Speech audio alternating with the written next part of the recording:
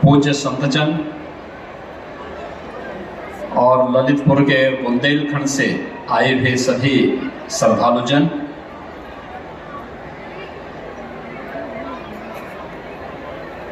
पिछले 9 दिनों से आप सबने मर्यादा पुरुषोत्तम भगवान श्री राम की इस पावन कथा श्रवण का आनंद पूज्य बापू के श्रीमुख से किया है। बुंदेलखंड तो भक्ति और शक्ति का एक महासंगम है और यह भी संजोगी होगा। किसी बुंदेलखंड के चित्रकूट में भगवान राम ने अपने वनवास काल के सर्वाधिक समय इसी बुंदेलखंड की धरती पर व्यतीत भी किया था। ये मेरा सौभाग्य है कि इस पावन कथा में मुझे भी पूर्णाहुति के अवसर पर शामिल होने का अवसर प्राप्त हुआ है। मैं इसके लिए पूज्य बापू का और सतवा बाबा जी का हृदय से धन्यवाद करता हूं। भाइयों बहनों, मर्यादा पुरुषोत्तम भगवान श्री राम की कथा ये वास्तव में भारत की कथा है, भारत के प्रत्येक परिवार की कथा है और भारत के प्रत्येक मानस के हृदय में रसी बसी मानवीय कथा है जो हमें जीने की एक नई प्रेरणा देता ही है।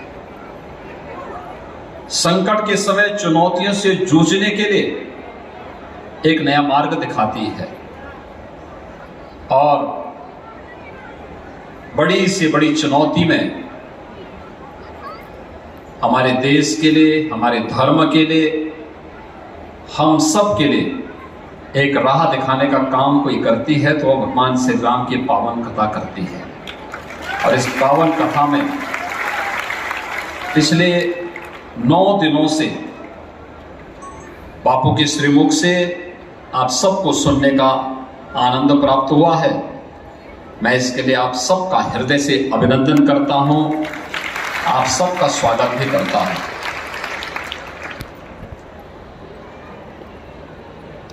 वास्तव में देश के अंदर विपरीत परिस्थितियों में ही श्री राम कथा और व्यासपीठ ने इस देश को एक नई दिशा देने का काम भी किया है। संत तुलसीदास जी का जन्म भी यही तो हुआ था, बुंदेलखंड की ही भूमि है और उस कालखंड में भी तुलसीदास जी ने, कहते ना, एक बात सामने आती है कि एक बार उन्हें बादशाह के दरबार में बुलाया गया तो उन्होंने कहा कि भाई मैं वहां क्यों जाऊंगा। कहा रे राजा के पास चलिए आप।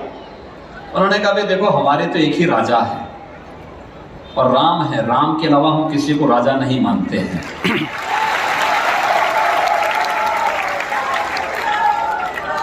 ये भगवान राम की ही कृपा है।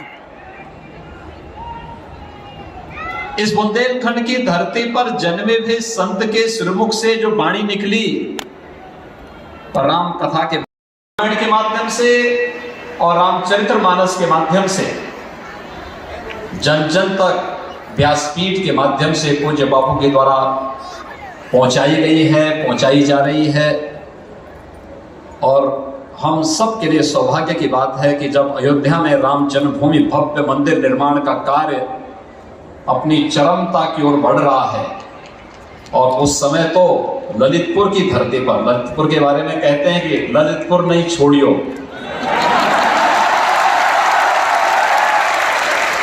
और आज बापू की कथा ललितपुर में ही विश्राम ले रही है। मतलब साफ है, भगवान राम का भव्य मंदिर का निर्माण बहुत शीघ्र होने वाला है। लेकिन उसके अनुरूप हमें बनना होगा। राम राज्य का मतलब, भगवान राम के भव्य मंदिर का मतलब भगवान राम के अनुरूप राष्ट्र का मंदिर, जहां किसी के साथ कोई भेदभाव न हो, जहां किसी के सामने अभाव न हो, जहां किसी के सामने किसी भी प्रकार की कोई भी बुराई के लिए कोई स्थान न हो।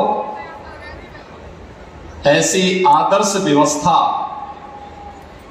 शासन केवल सहयोग कर सकता है, लेकिन समाज जब उसकी अगुवाई करेगा तो ऐसी आदर्श व्यवस्था भी भारत के अंदर वर्तमान में बन रही है। भाइयों बहनों, गरीबों के लिए मकान बन जाना, गरीबों के लिए स्वास्थ्य की सुविधाओं का हो जाना, इस सदी की सबसे बड़ी महामारी के दौरान फ्री में टेस्ट, फ्री में उपचार, फ्री में वैक्सीन और फ्री में हर गरीब के लिए राशन की व्यवस्था भी तो सरकार के द्वारा की गई है। यही तो राम राज्य है। कोई भेदभाव तो नहीं हुआ ना। और बुंदेलखंड की तो जो सबसे बड़ी समस्या थी, मैं कल से आया हूं बुंदेलखंड में और मैं एक कार्य को देख रहा हूं जो बुंदेलखंड के लिए प्रधानमंत्री मोदी जी ने एक देखा था कि जो बुंदेलखंड की जनता जिसके लिए हमेशा तरसती थी, एक सपना देखती थी कि क्या कभी हमारे घर में भी पानी आ पाएगा, आज तो हर घर नल जल के हर घर जल के माध्यम से वो साकार हो रही है। कितना युद्ध स्तर पर कार्य प्रारंभ हो रहा है।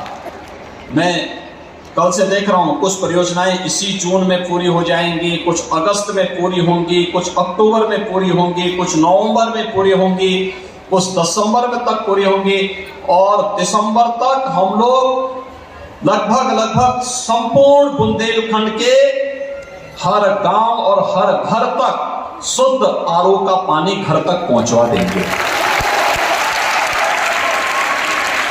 खेतों के लिए सिंचाई की योजना को घर उसके खेत तक पहुंचा देंगे। डिफेंस कॉरिडोर का निर्माण भी यही होगा।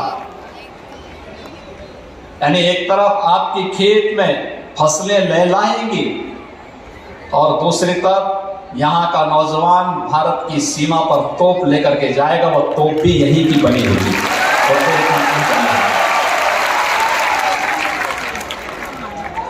और समय समय पर इस प्रकार की कथाएं एक नए ओज और तेज के साथ हमें कार्य करने की एक नई स्फूर्ति भी पैदा करेंगी। भाइयों बहनों, हमें इस अभियान को एक निरंतरता देना होगा, एक सामूहिकता के साथ हमें कार्य करना होगा, क्योंकि सामूहिकता में बड़ी ताकत होती है। भगवान राम ने भी तो यही किया था। भारत की सामूहिक ताकत को पहचाना था भगवान राम ने। लंका पर चढ़ाई करनी है तो अयोध्या और जनकपुर से सेना नहीं जाएगी, बल्कि बंदर और भालुओं की सेना को खड़ा करके उन्होंने उस समय के सबसे बड़े ताकतवर योद्धा का सामना किया था और विजयश्री का वर्णन भी किया था। यही समाज की ताकत है। अगर भगवान राम भी भेदभाव करते, छुआछूत करते, तो क्या वे सबरी के जूठे बेर खाते? क्या हनुमान जी उनके सेवक बन पाते? क्या राम राज्य की स्थापना का मार्ग प्रशस्त हो पाता? राम राज्य की स्थापना का मार्ग तब प्रशस्त होगा जब एक स्वर से 135 करोड़ का भारत बोलेगा, और एक स्वर से जब बोलेगा, एक स्वर से चलेगा, तो राम राज्य की परिकल्पना का मार्ग प्रशस्त होगा और राम राज्य के इस मार्ग का प्रशस्त करने का कार्य वर्तमान में भारत के अंदर हो रहा है। बिना भेदभाव के शासन की योजनाओं को मिल रहा है, हर एक को सुरक्षा मिल रही है, हर एक को हर प्रकार की सुविधा बिना भेदभाव के उपलब्ध करवाने का कार्य भी हो रहा है। और बिना भेदभाव की इतनी बड़ी कथा में आपको आने का अवसर भी प्राप्त हुआ और साथ साथ प्रसाद ग्रहण करने का भी सौभाग्य प्राप्त हो रहा है। एक साथ सब कुछ है और इसलिए आप सब सौभाग्यशाली हैं। मुझे बताया गया कि लगभग 4 दशक से बापू की कथा ललितपुर में हो, ये ललितपुर वासियों की तमन्ना थी, लेकिन लगता है कि ये सौभाग्य मुझे मिलना था कि जब मैं दूसरी बार मुख्यमंत्री होऊंगा तब उसके बाद ही बापू की कथा यहां होगी।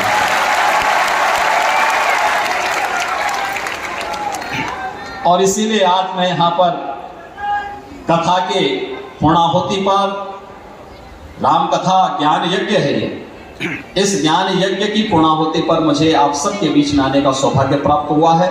मैं बापू का अभिनंदन करता हूं बुंदेलखंड वासियों की ओर से, क्योंकि इस कथा के माध्यम से बुंदेलखंड के प्रत्येक गांव और प्रत्येक जन तक प्रभु राम की वाणी का संदेश पहुंचा है, व्यासपीठ का संदेश पहुंचा है।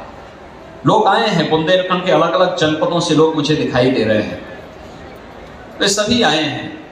और वैसे बापू की कथा होती है तो पूरा देश उमड़ता है, उसमें पूरा देश आता है।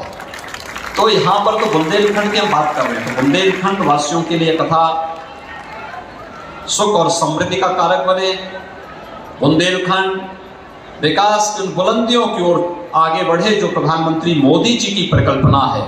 और प्रधानमंत्री मोदी जी के विजन के अनुरूप हमें इसे आगे बढ़ाने के लिए कार्य करना है। इस विश्वास के साथ मैं एक बार फिर से बापू का अभिनंदन करता हूं। आप सबको इस पूरी कथा का आनंद प्राप्त होने के साथ साथ फल भी प्राप्त हो, इस कामना के साथ मैं अपनी वाणी को यहीं पर विराम देता हूं। जय जय श्री राम।